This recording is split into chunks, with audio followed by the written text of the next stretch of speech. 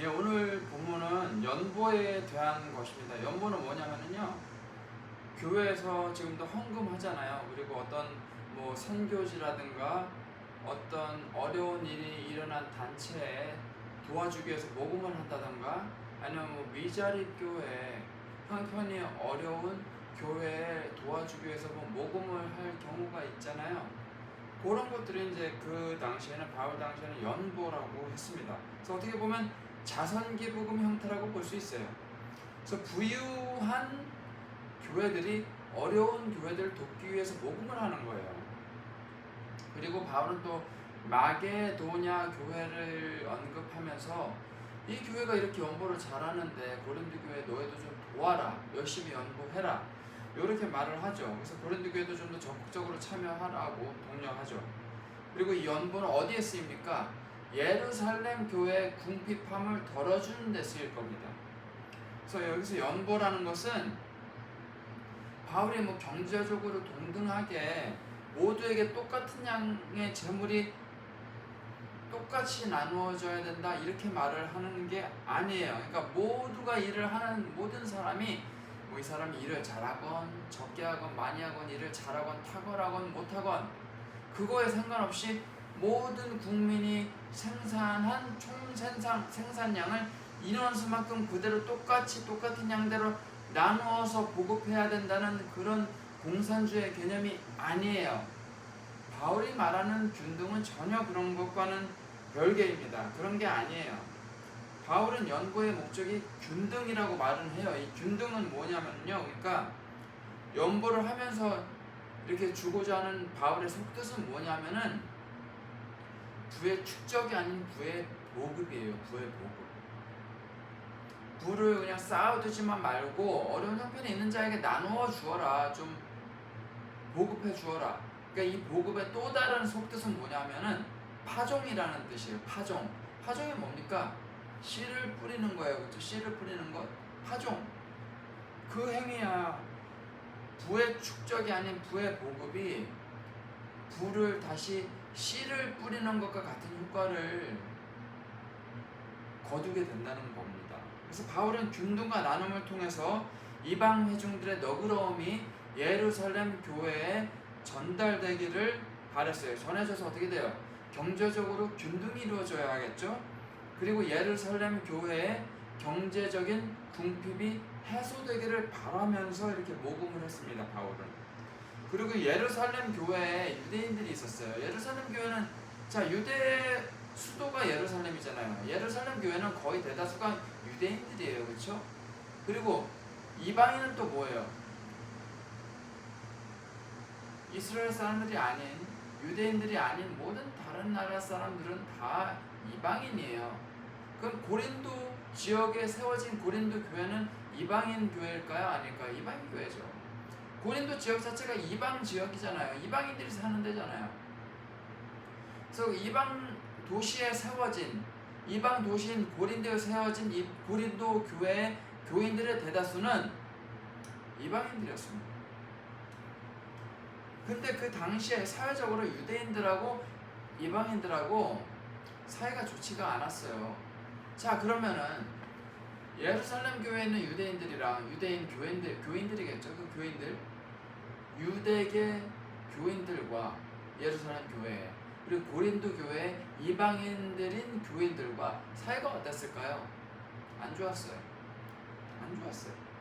저희 이방인들이 재물이 그 당시에 고린도 교회가 넘치도록 많았단 말이에요. 그래서 넘치는 이 재물을 유대인 기독교인들과 예루살렘 교회 유대인 기독교인들과 나눔으로써 인종적인 이런 갈등이 좀 해소되기를 바랬어요.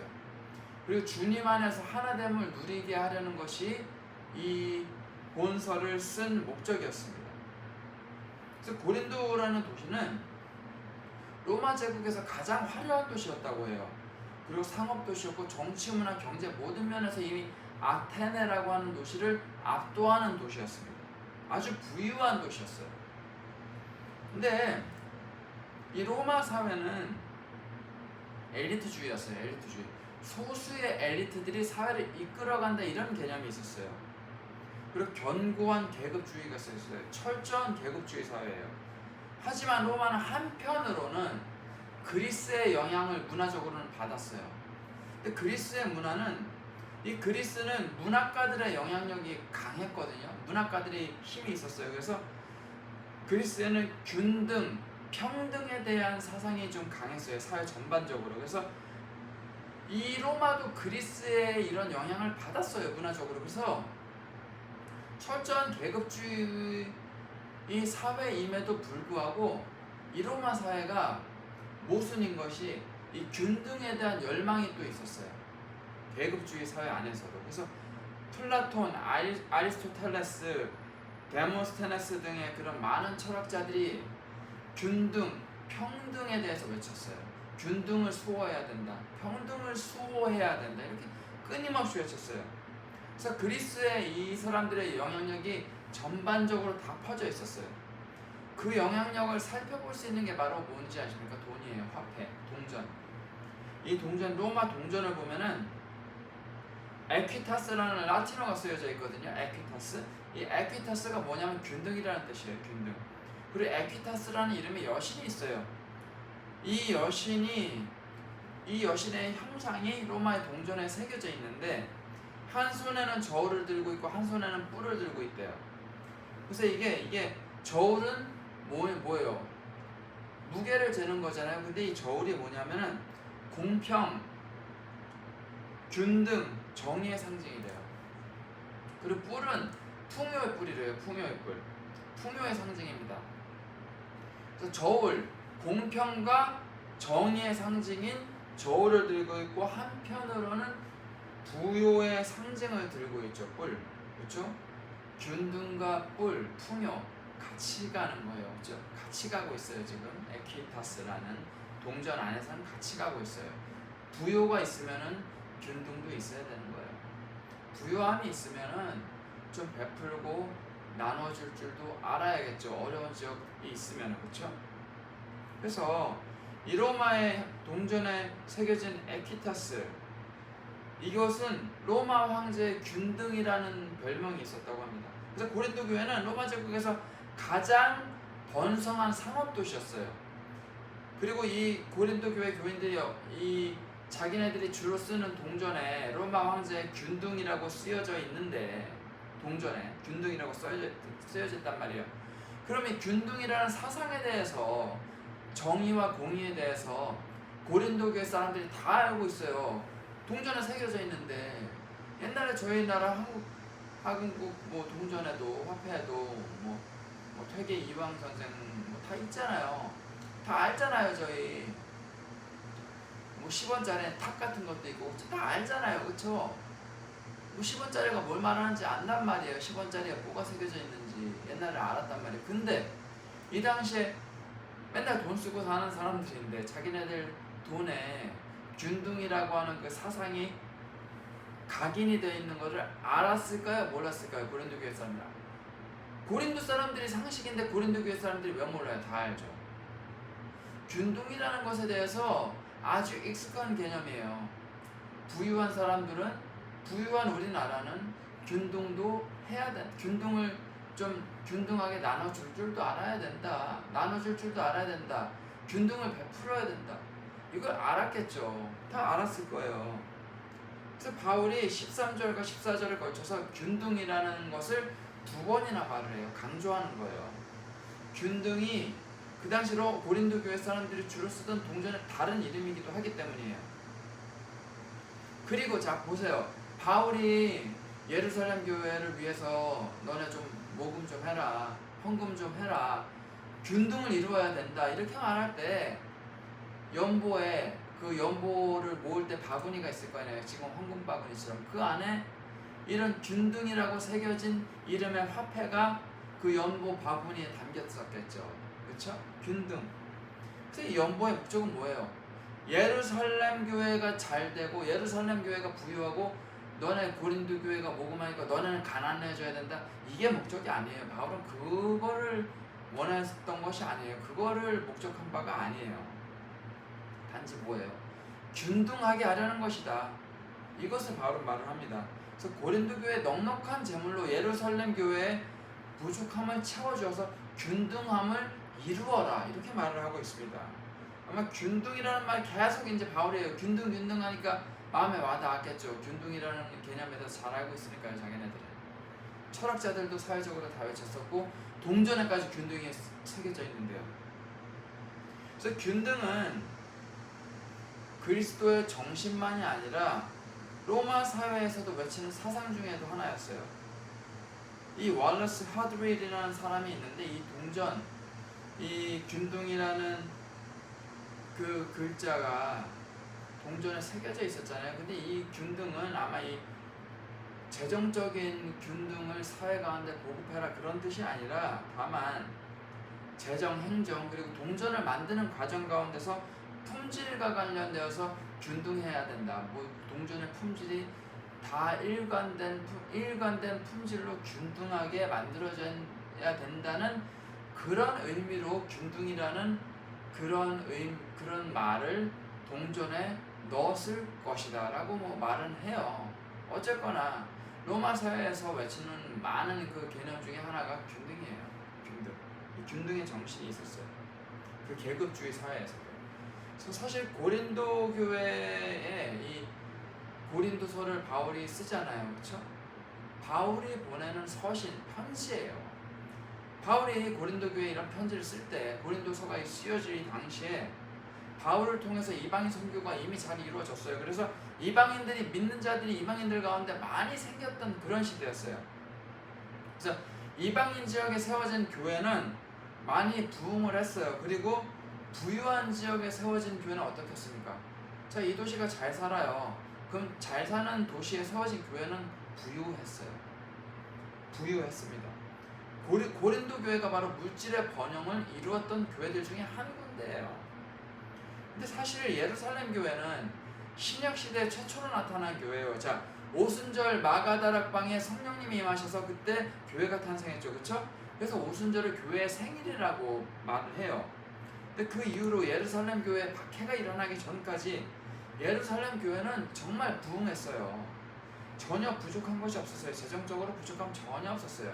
지금 이렇게 본문이 그때 부유했던 시대를 훨씬 지난 지금 시점, 고린도서가 쓰여질 이 시점에는 예루살렘 교회가 지금 힘들어해요. 그렇죠? 하지만 예전은 그렇지 않았어요.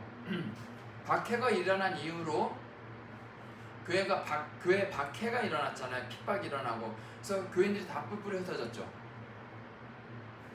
근데 지금은 이방인 교회에 경제적인 도움까지도 받아야 될 정도로 쇠퇴했어요. 물론 예루살렘 교회는 유대인들이 주로 모인 교회예요. 그래서 유대교회의 율법도 일부 지키기도 했다 그래요. 근데 그게 교회 쇠퇴의 원인만은 아니었어요. 교회에 일어난 박해와 핍박의 문제였어요. 그리고 예루살렘 교회가 교회 일을 굉장히 열심히 했어요. 선교일도 열심히 했어요. 자, 이방인 선교를 위해서 바울과 바나바를 파송했어요. 그래서 어떻게 됐어요? 그 열매로 안디옥 교회가 개척이 됐잖아요. 그렇죠? 그리고 바울과 바나바가 파송된 이후로 수많은 이방인 지역의 이방 교회들이 세워졌단 말이에요. 누구의 후원을 통해서요? 예루살렘 교회 최초의 교회를 통해서, 인류 최초의 교회를 통해서, 신약 교회를 통해서 이 안디옥 교회도 세워지고 수많은 이방인 교회들이 세워졌어요. 누구의 재정을 통해서요? 예루살렘 교회의 재정을 통해서요. 그들이 연구한 거예요. 돈을 모았죠. 그래서 바울과 바나바를 파송했단 말이에요. 그래서 이방인 선교가 이렇게 잘 진행돼서 많은 교회들이 이방인 지역에 세워졌어요. 그런데 스데반의 순교 이후로 예루살렘 교회가 핍박을 받고 모든 교회들이 다 흩어졌어요. 그래서 점점 쇠퇴해져 가요. 그래서 어떤 사람들이 이렇게 말을 합니다. 예루살렘 교회가 이렇게 쇠퇴한 이유는 예루살렘 교회가 이방인을 위한 선교에 관심이 없었다. 그래서 하나님께서 사용하시기 위한 그런 관심, 하나님의 손길이, 하나님의 촛대가 예루살렘 교회에서 이방인 교회에게로 넘어갔다, 이딴 식으로 말을 하는 사람들이 있어요. 뭐 일리는 있는 말인데 예루살렘 교회가 없었다면 이방인 교회들은 없었어요. 안디옥 교회도 없었고. 그럼 이 교회가 선교를 안 했어요? 못했어요? 했잖아요. 선교했어요. 예루살렘 교회가 이방인 선교를 분명히 했어요. 안 했다고 하면은 성경을 부인하는 겁니다. 또한 새율법의 시대에 유대인의 전통만을 붙잡고 있어서 이들이 쇠퇴했다 이렇게 말을 해요? 혹시? 이렇게 생각한다 누가? 근데 뭐 그런 부분이 있을 수는 있어요. 그렇지만 자, 고린도 교회는 아주 심각한 간음을 범했어요. 그 교인 중에 한 명이. 근데 중요한 건 간음을 한 그 사람을 알면서도 고린도 교회는 치리하지 않았어요. 그것을 죄라고 말하지도 않았어요. 없애지도 않았어요. 그거를 바울이 책망을 했어요. 왜 그냥 두냐? 그런 죄악을 저지른 사람을 드러나게 해라. 벌을 받을 것은 벌은 받게 해야 된다. 그래야 그 영혼이 구원받지 않느냐. 이렇게 바울이 강하게 말을 했어요. 근데 고린도 교회는 처벌하지 않고 그냥 두어서 바울이 그렇게까지 책망을 했죠. 그러면은 자 보십시오. 유대인의 전통을 붙잡아서 예루살렘 교회가 쇠퇴했다면은 그런 아주 심각한 간음을 범한 교인을 그냥 둔 고린도 교회는 어떻게 돼야 돼요? 이미 없어져야 돼요. 쇠퇴가 아니라. 근데 적어도 예루살렘 교회는 그런 간음 사건으로 문제가 되는 일은 없었어요. 그래서 다만 여기서 바울은 예루살렘 교회가 쇠퇴해서 망해간다고 표현하지 않아요. 다만 지금 좀 예루살렘 교회가 부족한 것이 있으니까 고린도 교회 너희 너무 부유하지 않느냐. 부유한 지역에 세워졌고 다 부유한 교인들이 있는데 예루살렘 교회 부족한 거 좀 채워줘라. 균등을 이루어라. 너네 도시가 그렇게 로마 사회가 그렇게 말하는 균등을 이루어라 라고 말하는 거예요. 그건 하나님의 균등, 하나님의 공의이기 때문입니다. 그래서 나중에 예루살렘 교회가 넉넉한 것이 있을 때 혹시라도 고린도 교회 너희가 부족한 것이 생길 때 예루살렘 교회가 넘치도록 있는 것이 있으면 부유한 것이 있으면 너희의 부족한 것이 있을 때 채워줄 거니까 지금 너희의 넘치는 것으로 예루살렘 교회의 힘든 것들을 좀 보충해 주어라. 도와줘라. 균등을 이루어라 라고 말하는 겁니다. 예전에는 예루살렘 교회가 넉넉해서 이방인 선교했습니다. 바울과 바나바 파송하는 거 예루살렘 교회 재정이 바탕이 됐어요. 투자가 된 거예요. 그때는 이방인 교회가 최초로 바울과 바나바가 파송될 때 이방인 교회가 어디 있어요? 이제 나가서 이방인 교회 세울 건데 이방인 교회는 존재하지도 않았어요. 그때 이 예루살렘 교회는 자신들의 넉넉함으로 어디에 투자를 했어요? 이방인 교회에 투자했습니다. 이방인 교회의 부족함을 채웠어요. 존재하지도 않았어요. 그때는 이방인 교회가 부족하다고 할 때 아예 존재하지 않았어요. 이제는 나중에 장차 나타날 이방인 교회를 바라보고 그들의 부족함을 미리 채워줬죠. 그렇죠? 근데 이제는 여러 사건들, 여러 역사적인 사건, 핍박, 로마 제국의 핍박 이런 것들을 쇠퇴한 예루살렘 교회 그들의 부족함을 이방인 교회 너희들이 이제 도와야 된다. 너희들이 부족함을 나중에 예루살렘 교회가 채워줄 것이고 너네가 존재하게 된 이유가 예루살렘 교회가 선교사를 파송했기 때문이다.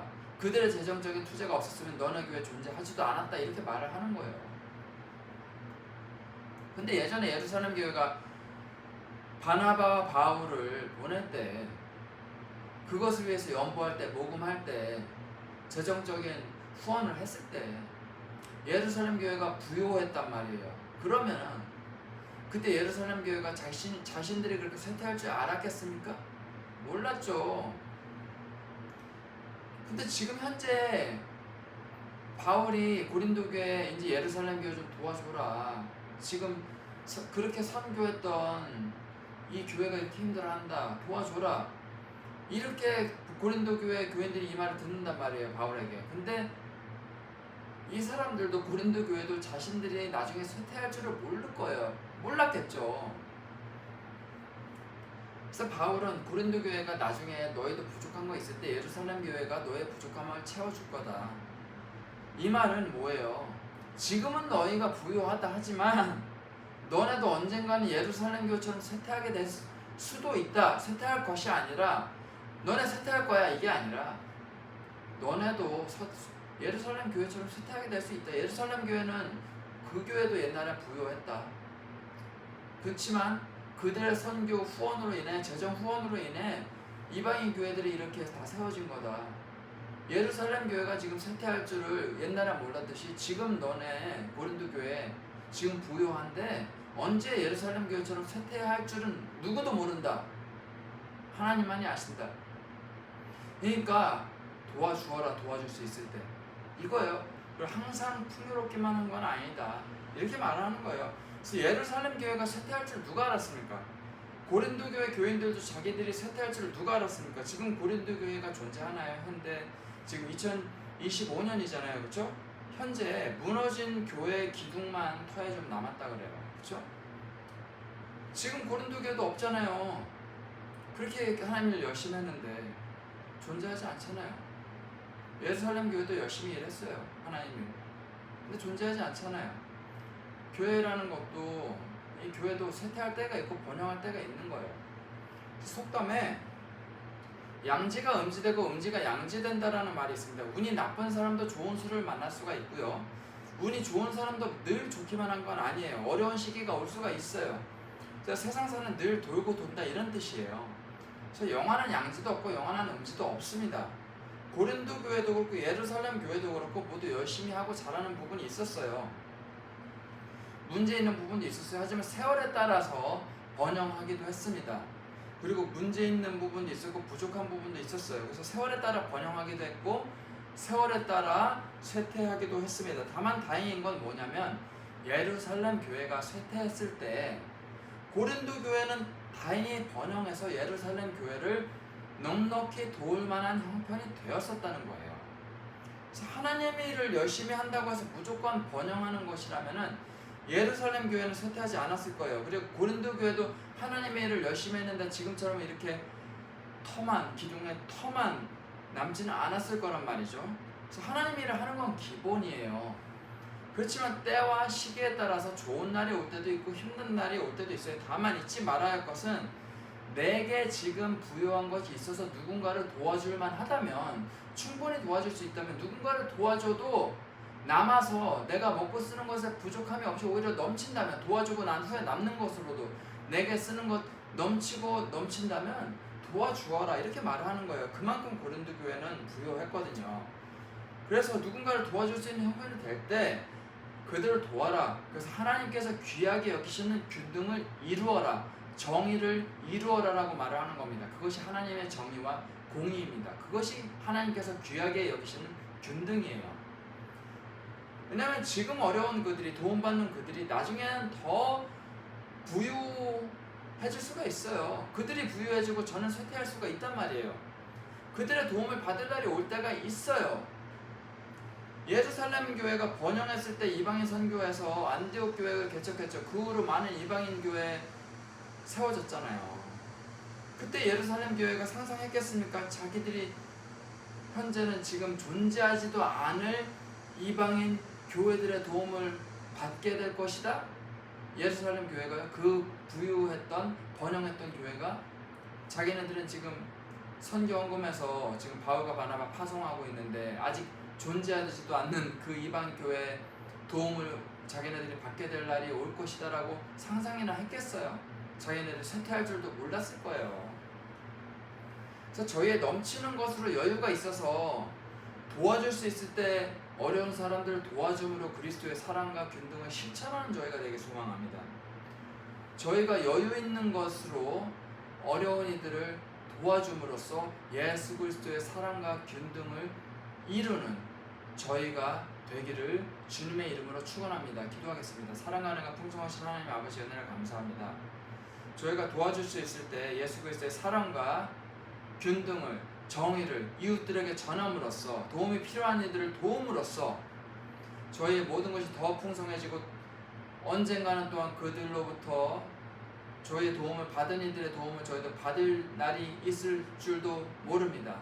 그것을 위해서도 더 세계 선교에 힘을 쓰고 저희의 넘치는 것으로 세계 선교를 위하여, 그리고 어려운 교회들을 위하여, 어려운 이웃들을 위하여 저희의 넘치는 것을 바칠 줄도 알고 나눠줄 줄도 아는 저희들 되게 소망합니다. 그런 넉넉한 가운데 예수 그리스도의 사랑이 땅끝까지 전해져서 저희가 복음의 증인들이 되어서 땅끝까지 이르러 복음의 증인으로 서는 저희들 되기 소망합니다. 예수님 이름으로 기도합니다. 아멘.